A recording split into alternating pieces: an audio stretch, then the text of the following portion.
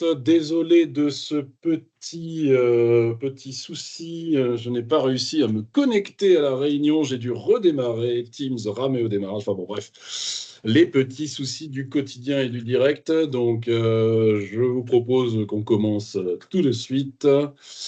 Alors, au programme aujourd'hui, donc gouvernance M365 à l'ère de l'IA, donc animé par moi-même, Adrien Bure, CTO et cofondateur de Querio.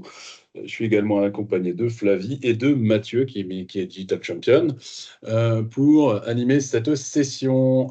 Donc, très rapidement, qui sommes-nous? Comme d'habitude, hein, pour ceux qui nous connaissent pas, hein, Querio, on est des pure players Microsoft. D'accord? On accompagne nos clients sur de l'expertise et du mode projet autour de toutes les solutions de productivité, de modern workplace, donc OneDrive, Teams et compagnie, les intranets, les GED et tout ça. Évidemment, cette digital workplace, on la maîtrise du bout des doigts et sa gouvernance aussi. Évidemment, on gère aussi toute la partie low-code, donc avec la Power Platform qui héberge en ce moment Copilot Studio, qui est un outil qui est vraiment sur les devants de la scène. Et puis, ben voilà, on accompagne aussi nos clients sur la partie IA de Microsoft avec tout ce qui est Copilot, M365 Copilot, Cowork et compagnie. Voilà, ça c'est nos domaines d'expertise. On est évidemment du coup partenaire managé Microsoft, hein, ce qui nous permet d'avoir des choses en avant-première, des contacts privilégiés et aussi de déclencher certains budgets d'accompagnement financés par Microsoft pour vous aider à déployer des choses. Donc ça peut être intéressant hein, si certains d'entre vous sont concernés. Nos clients, on a pas mal de clients, effectivement, plus de 140, et on est assez orienté ETI grand compte. Hein, donc voilà, on a des belles boutiques dans nos références, voilà, comme Forvia, comme MediaOne, Saventia, Honnête, et ce genre de choses. Ok. Voilà. Maintenant que vous savez un peu qui nous sommes, au programme. Alors, aujourd'hui, en fait, l'idée, c'était de vous faire un petit tour d'horizon du champ des possibles pour sécuriser et améliorer l'efficacité des IA, notamment Copilot, hein, logiquement, puisque, évidemment, à partir d'un petit flashback en 2010, hein, qui nous a enseigné pas mal de choses, hein, la grande aventure des moteurs de recherche. Ensuite, on va regarder comment on doit gouverner nos plateformes et les choses pour l'IA. D'accord? Et on va se rendre compte que les enjeux sont très, très similaires. Voilà. Et pour finir, on va regarder comment gouverner par l'IA, parce que ça va être la nouvelle tendance, je pense. C'est que l'IA va nous aider à gouverner, en fait. D'accord? Et en bonus, parce que c'est une nouveauté, alors ça c'est un changement un petit peu de programme de dernière minute, mais Microsoft a fait un mouvement assez costaud là sur Cowork, puisque je vous expliquerai ça, mais d'ici fin du mois, si vous voulez continuer à utiliser Cowork, il faudra payer à l'usage. Donc autant en parler rapidement, on est dans la thématique. OK? Pour vos questions, vous pouvez poser ça dans la conversation. Parfois, je prends en cours de route et sinon, on se prendra un petit temps à la fin pour y répondre. Hein. Donc, n'hésitez pas à poser vos questions dans le chat. Ça marche? Alors, on va faire un petit flashback. Hein. Il était une fois en 2010. En 2010, moi, peut-être certains d'entre vous qui me connaissent le savent, hein, moi je suis un SharePointer, hein, je travaille sur SharePoint depuis 2007, hein, donc les enjeux de gouvernance documentaire, je connais plutôt pas mal. Et en 2010, eh bien, ils ont sorti Fast Search Server 2010. Et ça, c'était l'avènement en fait des moteurs de recherche internes. D'accord? Moi, je me rappelle très bien à l'époque, hein, c'était la promesse d'un Google interne boosté aux métadonnées. Donc, voilà, pour ceux qui gèrent des documents, vous savez qu'idéalement, il faut mettre des métadonnées pour les classer, les retrouver, etc. Qui respectait les habilitations et les permissions. D'accord? Et qui proposait de l'indexation full text. Hein, donc, ça permettait de rechercher dans vos sites SharePoint, dans vos sites web et dans vos partages de fichiers. En gros, en 2010, c'était un petit peu la révolution. Vraiment. Non, ça paraît un petit peu ridicule, hein, on est d'accord. Les enjeux de l'époque, c'était les permissions. Un moteur de recherche, en fait, il mettait en valeur finalement toutes ces failles de permission. Si j'ai un document RH qui est sur une partie publique d'un partage, eh ben, en recherchant des informations, ça peut venir être mis en valeur et je peux retrouver des informations auxquelles je ne devrais pas avoir accès. Donc évidemment, les permissions, c'était un enjeu fort et ça le restera. Les métadonnées, pour classer vos documents, pour pouvoir filtrer, je cherche des offres, je cherche des PowerPoint, je cherche des offres concernant tel client. Les métadonnées, c'était ce qui permet de favoriser la pertinence des résultats. L'organisation, le découpage des espaces documentaires était également un gros vecteur de ciblage de résultats. Et comme toujours, à l'époque, c'était vraiment le problème. Le nettoyage, en gros, permettait d'augmenter la pertinence des résultats parce qu'on ne polluait pas des résultats avec des vieilleries qu'on avait récupérées d'une migration, de quelqu'un qui était parti, on avait stocké son dossier quelque part, etc. Donc, la mise en place de moteurs de recherche, ben, en fait, ça a remis tout ça en exergue. Et donc voilà. Donc ça, c'était vraiment, à l'époque, c'était les gros enjeux. Et finalement, à l'heure de l'IA, eh bien, ben, on se rend compte que ça n'a pas tant changé que ça, en vrai. Et pourquoi ça n'a pas tant changé que ça? C'est dû au fonctionnement inhérent de nos IA. Donc, globalement, si on utilise Microsoft 365 Copilot, ou si on utilise un agent qui a besoin de savoir ou de s'inspirer de certaines choses, eh ben en fait, de manière générale, ce qu'il va faire, hein, il y a l'IA qui va extraire les mots-clés de votre demande, de votre prompt, d'accord? Elle va extraire les mots-clés, donc ça, c'est une action d'intelligence artificielle, de comprendre en fait ce que vous cherchez à obtenir comme info et ce qui serait utile de retrouver pour apporter du savoir. Mais en fait, derrière, tout ce qu'il fait, c'est qu'il va faire de multiples recherches grâce à l'API Graph. Hein, c'est l'API qui est en dessous chez Microsoft qui retourne des résultats. D'accord? Il va vérifier la sécurité. Il va dire, OK, ben, lui, il cherchait des informations relatives à un projet. J'ai trouvé ça. OK, il a le droit d'y accéder. Super. Et il consolide un contexte. En gros, il fournit les références vers tous ces documents à l'IA qui ensuite reprend la main et génère la réponse. Et c'est pour ça que finalement, on va se retrouver un peu comme en 2010 parce que, en vrai, derrière cette affaire d'IA, il y a surtout une affaire de recherche de contenu, documentaire, discussion et compagnie. Ok.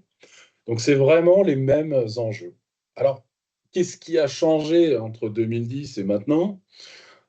La bonne nouvelle, c'est qu'on a de meilleurs outils pour gouverner. Ça, c'est plutôt pas mal. La moins bonne nouvelle, c'est qu'on a toujours autant d'appétence pour le rangement. Hein. Je pense que vous le savez tous autour de la table. Ça reste quand même un petit peu le foutoir hein, dans les espaces collaboratifs, etc. Les gens n'aiment pas ranger de manière générale. Les gens n'aiment pas supprimer, on en reparlera. Voilà. Et ce qui nous embête réellement là maintenant, en plus par rapport à 2010, ça va être la prolifération liée au libre service. Je ne sais pas si vous connaissez des situations de type nous sommes 300 collaborateurs dans l'entreprise et nous avons 600 équipes Teams, mais le fait qu'on peut créer à la demande des espaces collaboratifs selon vos modèles de gouvernance évidemment, eh ben, ça va rajouter du bruit dans nos résultats de recherche et donc réduire la pertinence de nos IA pour les tâches de récolte de savoir, de trouver des réponses et d'inspirer nos modèles. Voilà. Alors, quand je parlais de meilleurs outils pour gouverner, il y a déjà une première chose qu'il va falloir explorer. Alors là, on va rentrer dans un truc qui est pour les administrateurs, puisqu'on parle du SharePoint Advanced Management, mais qui est très méconnu. D'accord? Donc, si vous êtes responsable d'un patrimoine documentaire, etc., vous pouvez demander à vos admins d'aller fouiller là-dedans. D'accord? C'est assez important parce que dès la première licence M365 Copilot achetée, ça débloque une partie de cette gestion avancée de SharePoint. Et notamment, un des rapports les plus importants, c'est le rapport sur l'oversharing. L'oversharing, c'est quoi? C'est le fait que oh, je ne savais pas trop à qui partager mon contenu, j'ai mis tout le monde. Et hop, c'est parti. D'accord? Donc l'oversharing, c'est ça. Et on a un outil maintenant pour le détecter. On a des outils pour détecter aussi les sites inactifs. Je vous montrerai rapidement la console. N'hésitez pas, si vous êtes admin, à aller y jeter un œil. N'hésitez pas, si vous êtes gestionnaire, à aller dire à vos admins, écoute, il y a un outil gratos, entre guillemets, qui est venu s'intégrer. Est-ce que tu l'as déjà vu?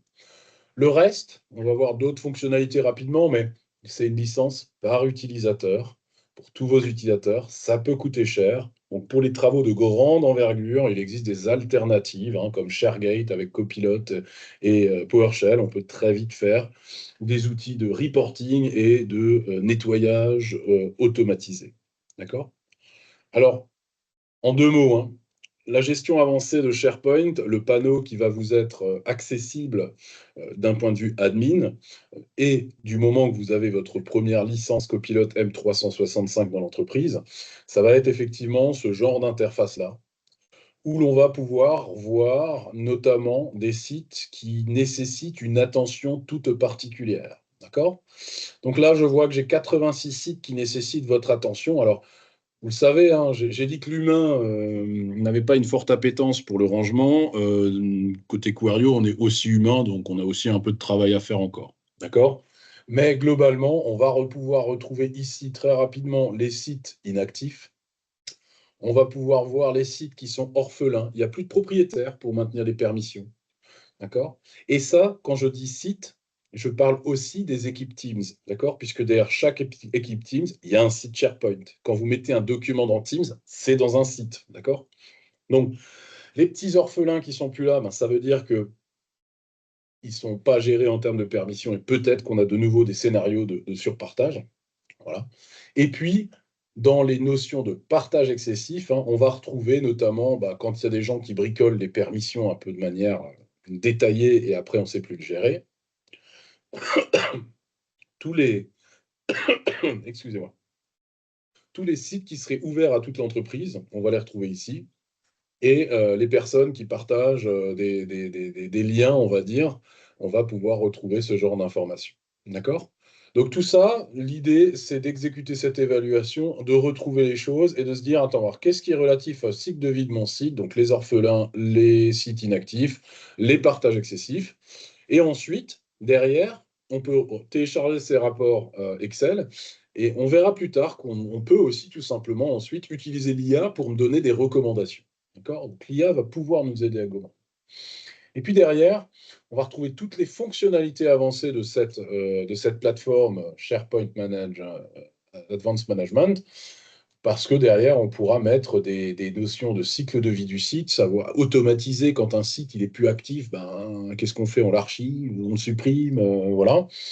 Voir qui a modifié le paramétrage des plateformes, restreindre qui a le droit de partager avec OneDrive. Bref, on va pouvoir mettre en place des choses qui sont actives cette fois-ci, mais là, pour ça, il faudra des licences complémentaires. D'accord? Donc vraiment, là-dessus, il y a un travail, à faire. D'accord? Si par exemple, je vais dans la partie site inactif, vous voyez, on a déjà les premiers boutons qui permettent d'avoir un insight IA qui disent, bah tiens, là, il y a des sites inactifs pendant plus d'un an, on va dégager ça, il faudrait dégager ça. On voit qu'il y a des sites, il me propose, il me dit, ah, ces sites-là, par contre, ils sont lourds, en plus, ils prennent du stockage. Et puis ils disent, bah, il y a un gars là, Adrien Bure, bah, il a plein de sites inactifs. C'est moi, hein. Donc là, effectivement, on retrouve notre ancien nom, c'est tous les sites qu'on avait créés à l'origine de notre création. Donc voilà, donc il y a les outils pour nettoyer. D'accord? Alors, je parlais bien effectivement, hein, Alain, hein, je parle bien effectivement d'une licence complémentaire pour avoir la gestion avancée. Quand on a M365 Copilot, on va avoir l'accès au rapport de gouvernance pour avoir la liste identifiée. Donc, on a l'observabilité. Et quand on achète le module de gestion avancée, hein, c'est une licence pour tous les utilisateurs, là, on va devoir payer, mais on aura quelque chose d'actif. Quand mon site est inactif, je vais faire ça. Un OneDrive, je peux bloquer ça, etc., etc. OK? Alors, le problème des sites inactifs, nous, on a remarqué bah, qu'ils polluent vos résultats, votre savoir, ils consomment du stockage. Bon, on a remarqué que personne n'ose les supprimer. D'accord? Je pense que vous avez peut-être déjà eu le cas si vous administrez les plateformes. Vous savez qu'il y a des trucs qu'on pourrait nettoyer, mais personne dit OK, on clique. D'accord? Alors, il y a des alternatives. Je pense qu'il n'y a pas d'excuse pour ne pas faire un petit nettoyage quand même. Parce que les alternatives, c'est par exemple retirer les permissions.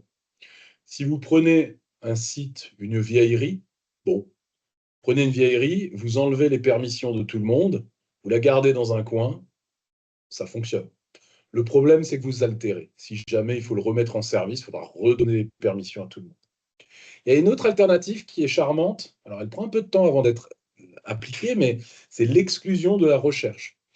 Vous ne savez peut-être pas, mais on peut dire les vieux sites ou les sites qui sont vraiment sensibles ou des sites que, voilà, j'ai un doute, je ne sais pas ce que c'est, dans le doute, je vais préférer truc. On peut l'exclure de la recherche.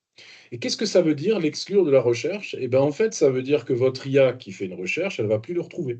D'accord? Donc, d'une part, vous sécurisez votre patrimoine parce qu'en fait, vous le regardez, vous ne le rendrez plus très visible. En fait, si vous connaissez l'URL, vous pouvez y retourner. Si vous travaillez régulièrement dedans, bah, vous savez où c'est. Mais si vous cherchez, vous ne le trouvez pas. D'accord? Ça, c'est un super truc.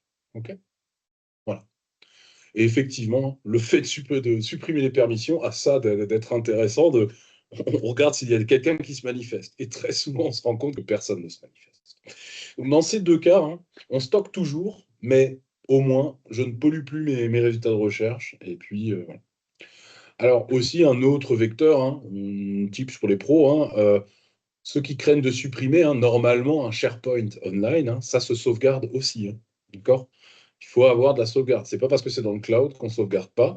Alors, au passage, j'en profite pour faire la pub. On a une offre de sauvegarde avec un stockage en France, etc. Donc n'hésitez pas. Mais il faut sauvegarder. Parce que la sauvegarde, ça vous protégera également d'une erreur d'administration ou de ce genre de choses, ou justement d'un nettoyage un petit peu trop optimiste.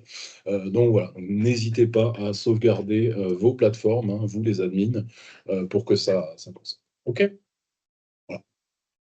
Et si jamais, hein, je le montre, l'enregistrement sera dispo, le support sera diffusé, hein, mais pour les admins, hein, je prends un site, je restreindre la découverte des contenus et je désactive ça. D'accord? Et il est possible, évidemment, de le faire en mode PowerShell pour ceux qui préfèrent.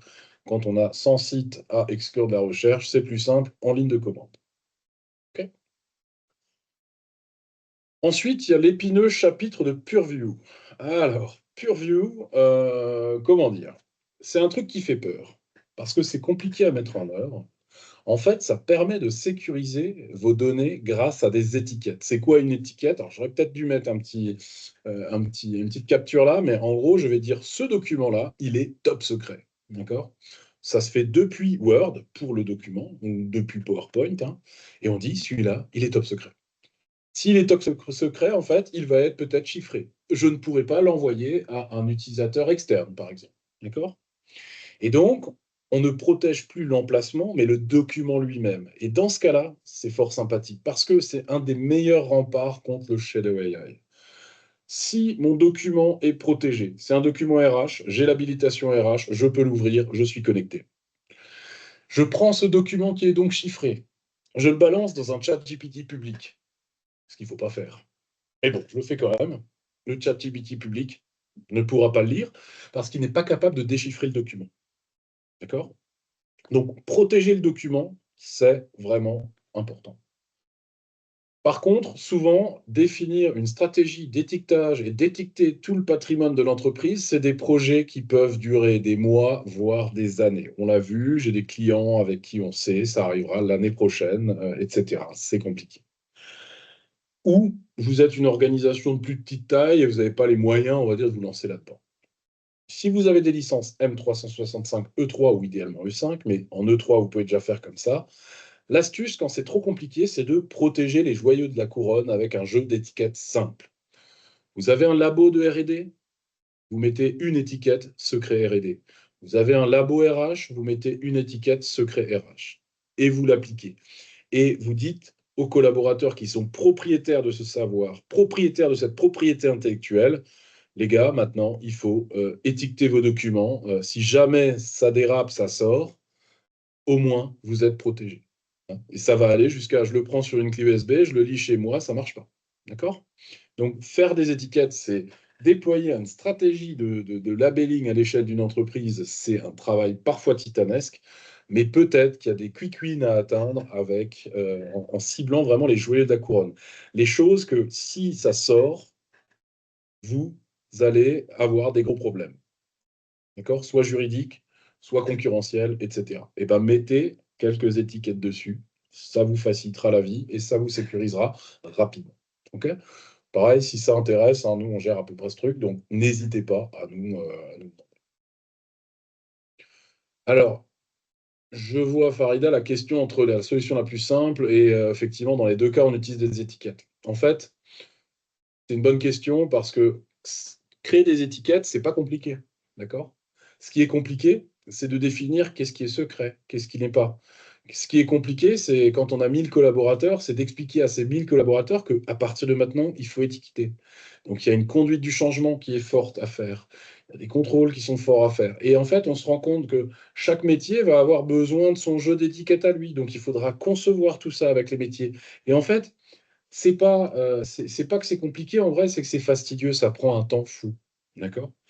Or, actuellement, l'IA, ça va très vite. Donc, comment je trouve un entre-deux? Bah, l'entre-deux, c'est de se réunir en comité de direction et de dire, voilà les endroits où on a les choses les plus sensibles, de définir des étiquettes de manière très simple et directe, et de dire aux métiers concernés, maintenant vous faites ça. Fin.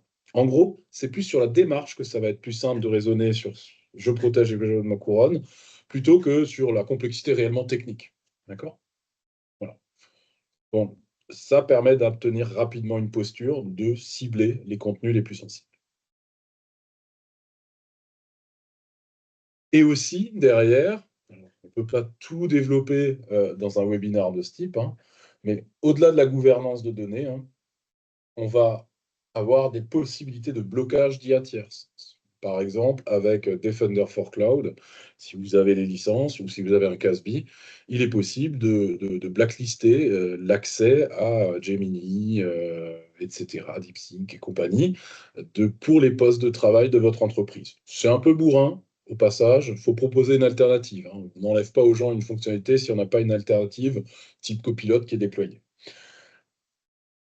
Également, depuis la console Agent 365 dans votre admin, on peut bloquer les agents tiers, les agents des éditeurs tiers. Vous n'avez peut-être pas envie que tout le monde puisse ajouter l'agent Monday, qui est une solution de gestion de planning, alors que vous avez vos propres solutions en interne. Donc, bloquer les agents tiers, ça se fait assez facilement parce qu'ils sont tous activés par défaut. D'accord? C'est-à-dire que tout le monde peut l'installer et ensuite le connecter. Détecter les agents locaux. Alors, il y a une nouvelle tendance actuellement dans l'IA, enfin, ce n'est pas nouvelle, mais des outils comme OpenClaw permettent, si j'installe quelque chose sur mon PC, je peux donner le contrôle de ce PC à une IA. D'accord? Ça peut être très pratique pour certains scénarios. C'est du RPA. Voilà, bah, j'ai besoin d'une IA qui clique, qui va aller sur le site de la SNCF, me réserver un ticket, etc. Formidable. C'est génial, mais un gros risque de sécurité. Donc ça, détecter, mettez en place la détection des agents locaux qui pourraient tourner, hein. Donc il y a Intune qui vous permet de faire ça, ou votre gestion de parc, hein, si vous n'êtes pas sur une gestion de parc Microsoft. Et la dernière question aussi de gouvernance, c'est activer ou non Anthropic, notamment. Anthropic, hein, on peut avoir les modèles anthropiques qui sont très à la mode, les Claude et compagnie, hein, vous en entendez parler beaucoup en ce moment. Vous pouvez l'avoir dans Copilot, c'est formidable, sauf que l'inférence est faite aux États-Unis. Donc si vous avez des problématiques de conformité, faites gaffe à ça. D'accord? Voilà. Donc vraiment sur la gouvernance des données, ça c'est des actions à faire. C'est plus, je vous donne une liste d'actions à vérifier.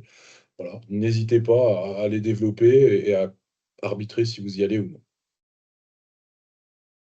Et puis, c'est vrai que j'avais oublié la partie métadonnées, hein. Alors, les métadonnées, ça c'est vraiment le top, hein. Je ne sais pas s'il y en a autour de la table là, qui gèrent une plateforme de gestion électronique documentaire, qui utilise SharePoint pour leur référentiel de procédure avec des belles métadonnées, type de documents, processus liés, etc. Enfin, des trucs propres. C'est vraiment top, hein. Mais globalement, les gens ne l'utilisent pas parce que faut savoir comment les créer. Et puis, de toute façon, personne ne veut les remplir. Voilà. On est d'accord. Moi, je vais le dire. On a déjà essayé en 2010 à l'avènement des moteurs de recherche, hein, comme je vous l'ai dit au début. Les métadonnées, ça permettait d'augmenter la pertinence. C'était vraiment super. Mais le problème, c'est que les gens ne mettaient pas les métadonnées. D'accord? Les métadonnées, c'est je pose un document et je dis ce document-là est une facture. Ce document-là concerne tel client. Ce document-là, ça, c'est les métadonnées. Personne ne le fait. OK? C'est là qu'on peut passer au deuxième chapitre, qui est la gouvernance par l'IA.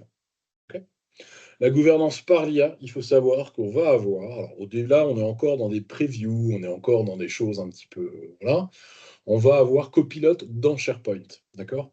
Je le redis, hein, derrière une Teams, il y a un SharePoint. Donc, on va avoir Copilot qui va nous aider, on va dire, à gérer nos sites SharePoint, d'accord? On est sur de la preview, il faut de la licence Microsoft 365 Copilot, hein, voilà. Mais ça permet de créer des sites avec l'IA. Bon, ok, c'est cool. Créer des bibliothèques, mais surtout ajouter des métadonnées avec l'IA et remplir ces métadonnées avec de l'IA. D'accord?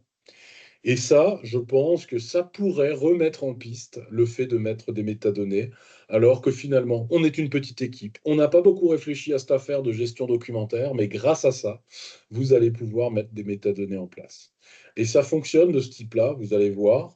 Si vous avez la licence et si vous avez accès au programme Preview, par exemple, si je prends, voilà, ça c'est mon référentiel de production avec des exemples d'offres. On a mis nos offres les plus pertinentes pour que l'IA puisse s'en inspirer.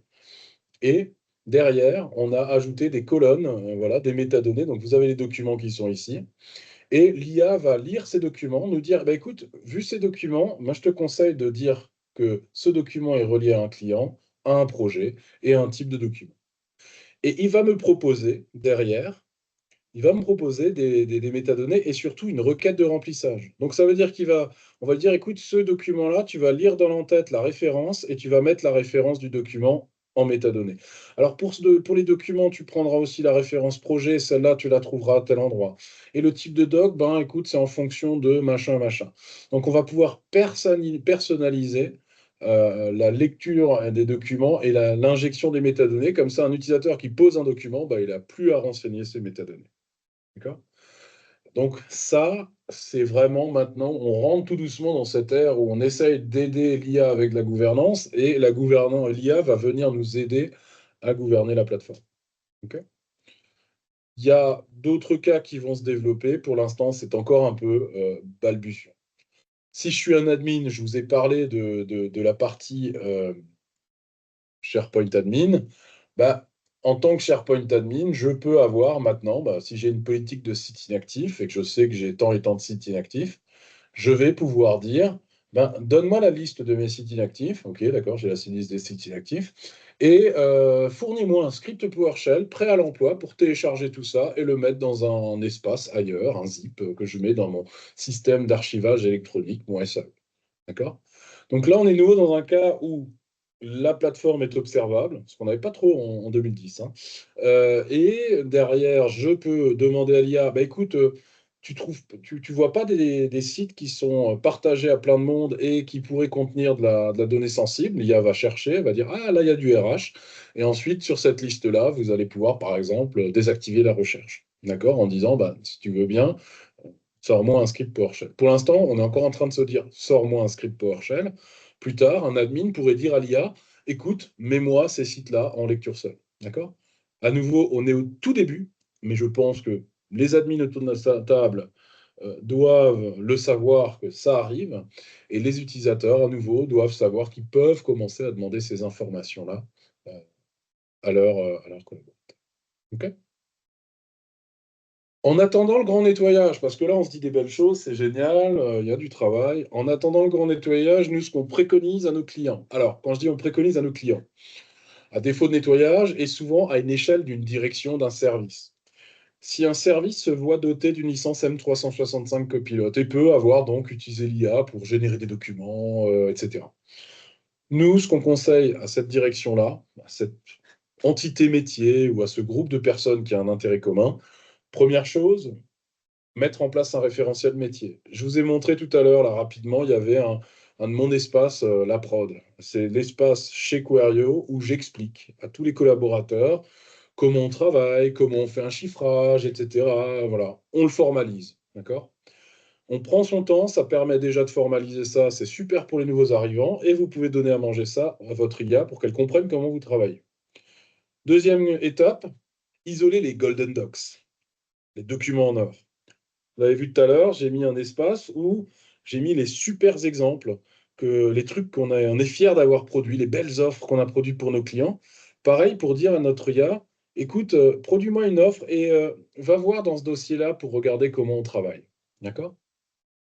Et puis après, vous allez avoir votre espace classique que vous avez déjà en général, hein, l'espace de service, de direction, où il faudra commencer à nettoyer pour isoler des Golden Docs, pour ajouter des métadonnées, pour éclater les choses, pour que vous ayez plus de facilité à utiliser votre patrimoine documentaire dans une IA. D'accord? Pro type là-dessus, donner l'impulsion avec un digital champion. Nous, comme dit, bah, Mathieu était présent là, on a la capacité à accompagner nos clients avec un digital champion. Un digital champion, c'est quoi? C'est quelqu'un qui sait parler au métier, qui connaît tous ces outils, d'accord?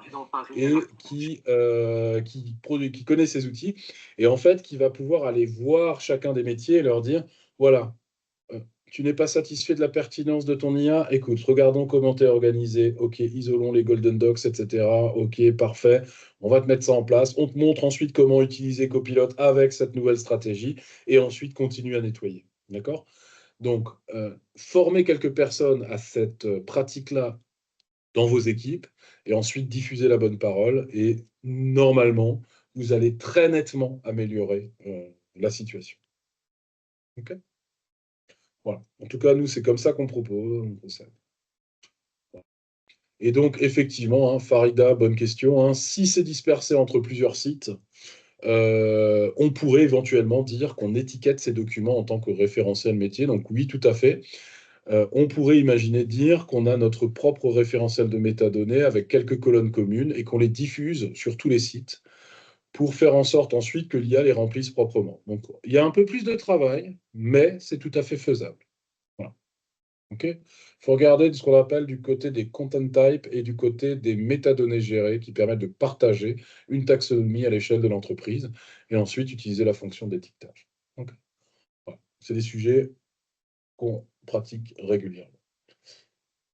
Et puis, je vous l'ai dit, j'ai un tout petit peu raccourci la partie la gouvernance des données pour gouverner un peu les coûts parce qu'en fait, il s'est passé quelque chose et il y a énormément de confusion chez nos clients. Donc, je me suis permis cet ajustement. Est-ce que, autour de la table, si d'ailleurs vous pouvez faire un petit lever de main pour ceux qui sont concernés, est-ce que vous avez essayé Cowork?